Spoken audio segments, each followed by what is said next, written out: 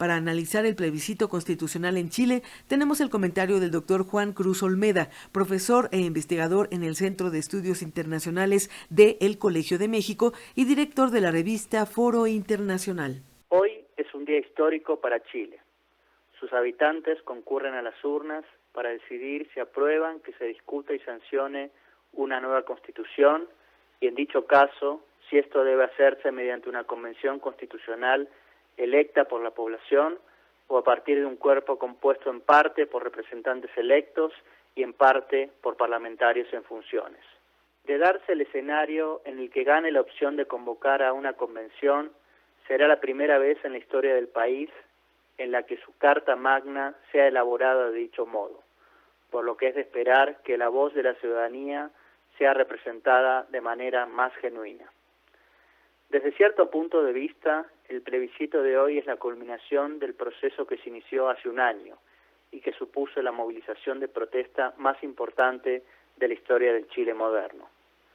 Como en su momento analizamos en este mismo espacio, si bien las manifestaciones fueron motivadas en un primer momento por el aumento en el precio del boleto del Metro de Santiago, rápidamente escalaron hasta condensar demandas de muy diverso tipo, pero que convergían en dos puntos: la insatisfacción por la persistente desigualdad a pesar del crecimiento continuo de la economía chilena y la sostenida desafección de los ciudadanos con los partidos políticos tradicionales. En cierto sentido, el estallido puso en cuestión la imagen del país modelo que tanto en lo económico, con tasas de mejora sostenidas, como en lo político, con niveles de estabilidad contrastantes con una región convulsionada, Chile había construido desde los años 90. Desde otro punto de vista, sin embargo, la sanción de una nueva constitución pondría fin a un ciclo iniciado mucho antes, más precisamente en 1980, cuando bajo la dictadura militar de Augusto Pinochet se aprobó la Carta Magna vigente. A pesar de que desde la transición democrática en 1990 el texto constitucional ha sufrido importantes reformas, para sectores relevantes del arco político conserva aún el pecado de origen de no solo haber sido aprobado en un contexto en el que no había posibilidades de discusión sobre su contenido, sino además porque su elaboración supuso la intención explícita de los estrategas del gobierno militar por dejar sentadas las bases de cierto modelo económico y político una vez que se diera la transición. Este texto fue el que permitió, por ejemplo, que una vez que dejara la presidencia, el propio Pinochet continuara desempeñándose como jefe de las Fuerzas Armadas y senador vitalicio. También fue el que sostuvo algunos de los pilares del modelo económico neoliberal instaurado durante los años del dictador, que apostaba al mercado como principal proveedor de bienes públicos como educación, salud y seguridad social. De hecho, algunas medidas de política pública impulsadas por los gobiernos democráticos posteriores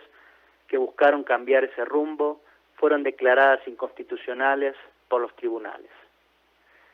Si en noviembre del año pasado, en un contexto en el que las movilizaciones no cesaban, el acuerdo para llamar al plebiscito fue lo que logró descomprimir la situación, la realidad chilena no se ha modificado sobremanera desde entonces,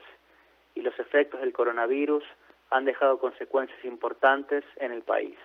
En este escenario, las demandas de cambio han adquirido mayor relevancia. Si bien las encuestas previas parecen indicar que la opción de apruebo la sanción de una nueva constitución y la decisión de que su elaboración esté en manos de una convención constitucional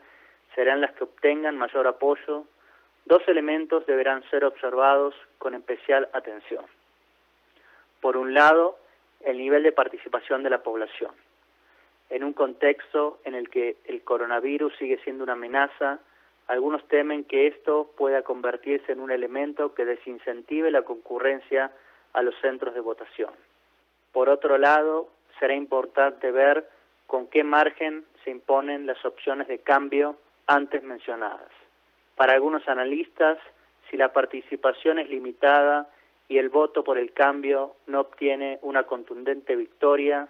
esto podría generar acusaciones de quienes se oponen a la reforma en el sentido de que no es algo reclamado por la población en general.